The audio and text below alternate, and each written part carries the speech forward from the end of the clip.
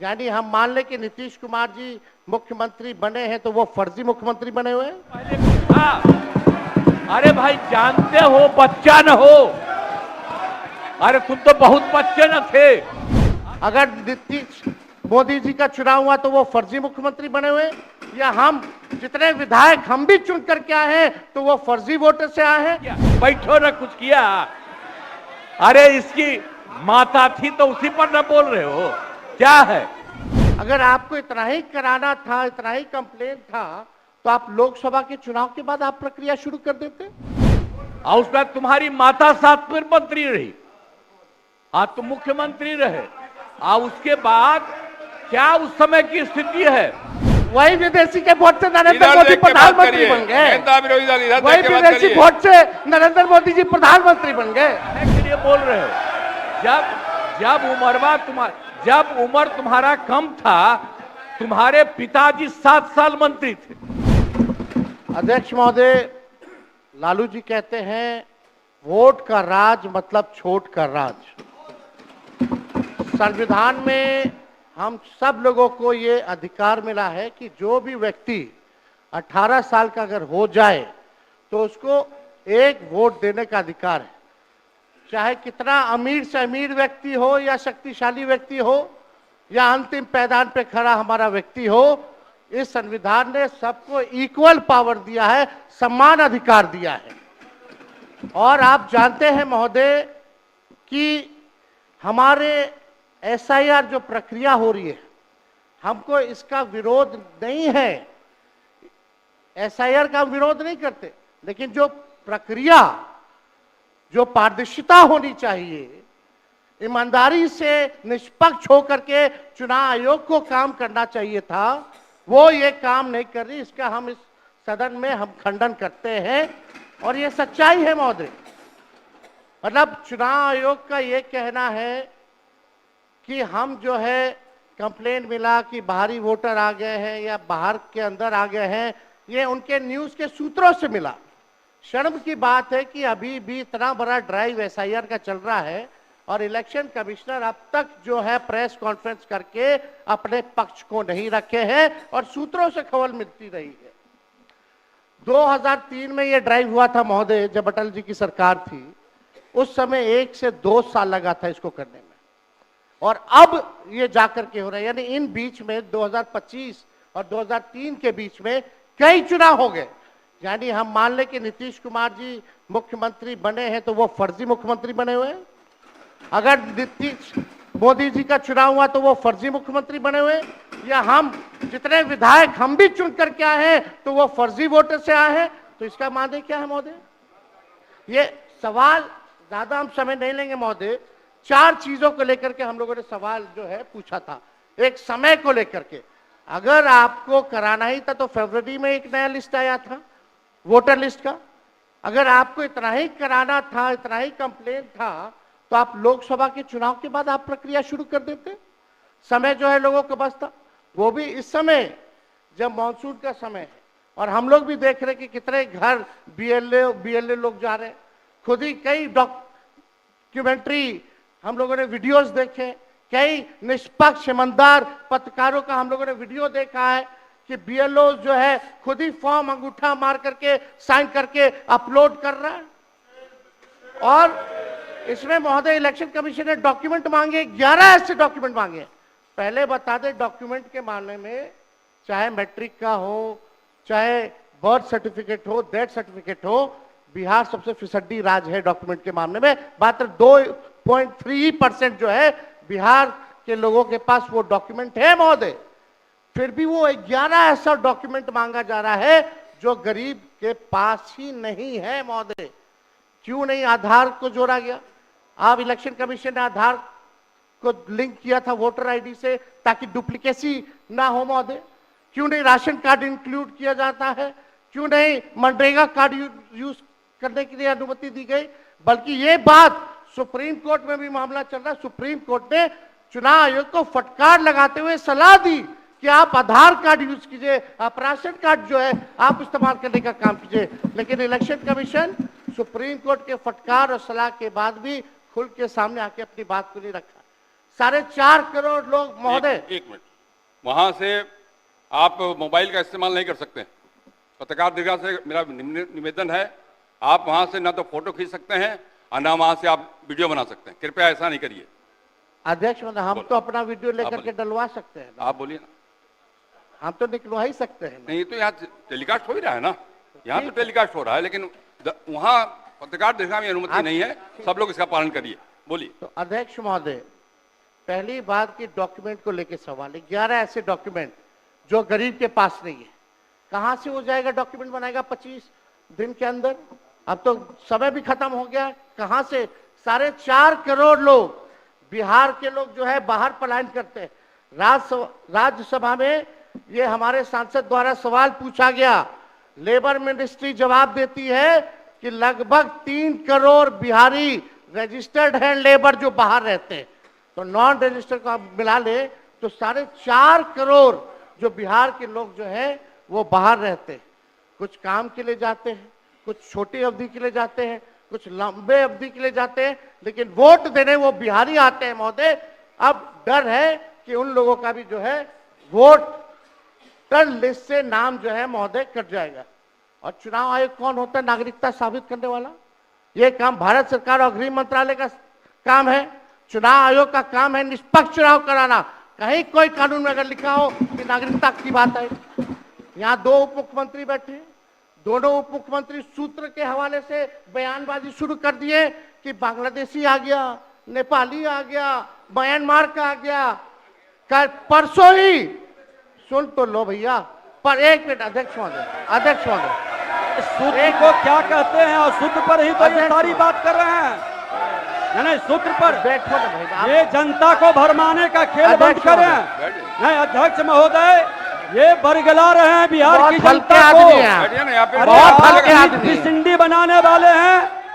आप सूत्र के आधार पर ही क्या क्या सब गंभीर विषय पे चर्चा चल रही है। बिहार को लज्जित करते हैं। चुनाव आयोग का आप बैठिए। बहुत हल्कापन आप दिखाते हैं। आप लोग क्यों नेता बिजल को कमजोर समझते हैं कि खड़े हो जाते उनके पक्ष में? अध्यक्ष महोदय, बोलने दीजिए। सुप्रीम कोर्ट एक मिनट सुप्रीम को एक मिनट अपने पार्टी के नेता की बात भी नहीं सुनना चाहते हैं आप ही लोग शोर कर रहे हैं। बिना अध्ययन करके आते, ये तो दिक्कत बोलिए। है। सुप्रीम कोर्ट में मामला अध्यक्ष महोदय चल रहा है और कल ही चुनाव आयोग ने एफिडेविट, चुनाव आयोग में हलफनामा दिया है 780 पेजों का। उस 780 पेज में कोई विदेशी, नेपाली, बांग्लादेशी, म्यांमार, घुसपैठे का कहीं भी जिक्र नहीं है, कहीं भी जिक्र नहीं है। तो आप जब इलेक्शन कमीशन नहीं मान रहा है, जब इलेक्शन कमीशन नहीं मान रहा है कि कोई घुसपैठिया नहीं है, कोई भी, अरे भाई सुन लो ना, आप अपनी बात कहिए ना, अपनी बात कहिए। कोई बाहर, वही विदेशी के वोट से नरेंद्र मोदी प्रधानमंत्री बन गए। वही विदेशी वोट से नरेंद्र मोदी जी प्रधानमंत्री बन गए। अरे अब तू चुनाव जीत गए। नेता विरोधी दल इधर देख के बात करिए ना, इधर देख के बोलिए। इधर देख के, उधर क्यों देखते हैं आप? इधर देखो यार, इधर क्या देखो। बैठिए प्रेम जी, बैठे मत बोलिए, बैठ जाइए। आप भी बैठे मत बोलिए। फरवरी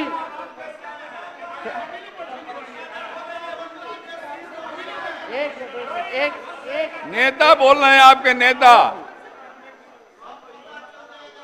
एक मिनट अध्यक्ष महोदय, अभी दूध का दूध, पानी का पानी हम कर देते हैं।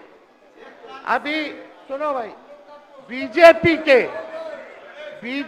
के 52,986 पंजीकृत बीएलए ने कभी भी विदेशी नागरिकों के मामले चुनाव आयोग के सामने नहीं उठाए। बीएलए आपको जो इस संबंध में कहना कहिए ना, ये आरोप प्रत्यारोप का जगह नहीं भैया। ये विषय वैसा नहीं कि इसमें आरोप प्रत्यारोप किया जाए। अब बात ये है कि आज का दिन पहले क्या है, सब लोगों को अपना अपना जो देता है तो उसी को ना सुनने का समय है। तो सुनो, अरे सुनो ना पहले। पहले तो थे ना। ये तरीका होगा तो नहीं होगा बोलने के लिए, किसी को नहीं दिया जाएगा। अब बात ही बोल रहा है अरे काहे के लिए बोल रहे हो? जब उम्र तुम्हारा कम था, तुम्हारे पिताजी 7 साल मंत्री थे और उसके बाद तुम्हारी माता 7 फिर मंत्री रही, आज तुम मुख्यमंत्री रहे। और उसके बाद क्या उस समय की स्थिति है? अगर चाहोगे तो पहले क्या था और उसके बाद से जब 20 साल हुआ, हम तो 9 महीना नहीं भी रहे, हमने दूसरे को दे दिया। और सारा का सारा बीच में 1.5 साल आप लोगों को भी किया, लेकिन आप लोग भी ठीक नहीं कर रहे थे तो छोड़ दिया। अब हम लोग जो साथ में रहे शुरू से, अब उन्हीं के साथ सब दिन रहेंगे। अभी सब जो बोलते रहता है, आप बताइए, तो जब भी इन लोगों का कोई काम आता है, आई बोलते हैं तो इन लोगों के हित में हम काम करते हैं। तो ये सब काम सुनिए, अरे ये सब चीज बोलने का क्या मतलब है?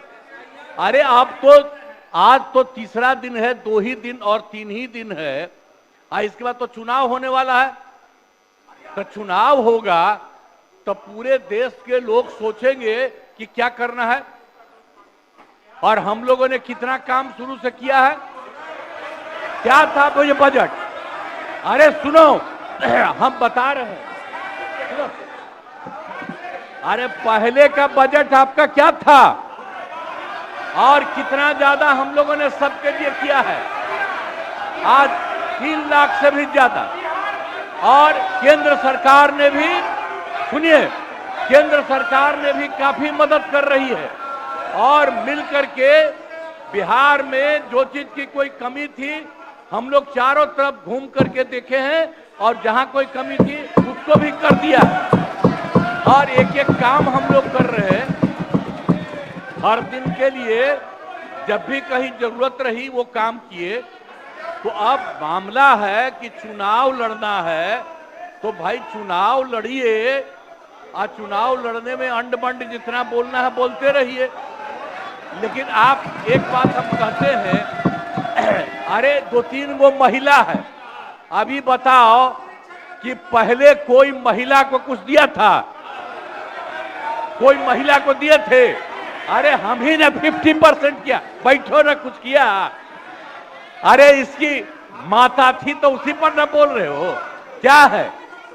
हम लोगों ने जितना ज्यादा महिलाओं के लिए भी किया, 50% शुरू किया 6 से ही, 2006 से ही। और कितना ज्यादा महिलाओं के लिए किया। और उसके बाद आप लोग मुस्लिम के लिए क्या किए? कुछ नहीं किए। और उनके लिए भी सारा काम हम लोगों ने कर दिया। तो सारे लोगों के लिए हम लोगों ने शुरू से काम किया। और बीच में थे तो कितना ज्यादा पढ़ाई कर रहे थे। अब उसके बाद मान लीजिए नहीं कुछ किए, देखा इधर उधर नहीं थे तो छोड़ दिया। अब सुनिए, अरे छोड़ो ना, जाके चुनाव लड़ोगे, सबको अधिकार है चुनाव लड़ने का। लेकिन हम लोगों ने जितना काम किया है और उसी को लेकर के सब जगह चुनाव में जाएंगे और एक एक बात बता देंगे। और पहले कुछ था, अरे भाई जानते हो बच्चा न हो, अरे तुम तो बहुत बच्चे न थे। अब जानते हो पटना शहर में भी शाम में कोई निकलता था, कोई शाम में घर से बाहर जाता था, कहीं जाने का रास्ता है। ये जितने पत्रकार हैं इन लोगों को भी हम कहेंगे कि पहले क्या बुरा हाल था और 6 से हम लोगों ने जो काम किया, ये दोनों चीजों को याद रखिए। हम कहेंगे अब क्या जरूरत है? अरे अपना अरे हाउस में ये हाउस है, अब फिर जो चुनाव होगा तो सब हाउसे में जो रहेगा। अब जो भी देश की जनता जिसको भी जिताएगी, जो भी होगा। तो इसीलिए इन दिनों इतना ज्यादा आप लोगों को बेमतलब का नहीं करना चाहिए। तो संजय जी हम बैठिए। कहेंगे कि भाई अभी जो आपका है, हर किसी से जिनका जो चुनाव है कराइए वही चीज। हम तो यही कहेंगे, अब अननेसेसरी कोई करने की कोई जरूरत नहीं। नेताजी सुभाष मेडिकल कॉलेज एवं हॉस्पिटल लेकर आए हैं गर्भवती महिलाओं के लिए निःशुल्क डिलीवरी की सुविधा। हाई रिस्क प्रेगनेंसी के साथ छोटे बच्चों का रखरखाव एवं NICU की सुविधा उपलब्ध है। बच्चेदानी का ऑपरेशन, दूरबीन विधि से सभी प्रकार के ऑपरेशन एवं OPD की सुविधा न्यूनतम दर पर प्राप्त करें। NSMCH, अम्हारा, बेहटा, पटना।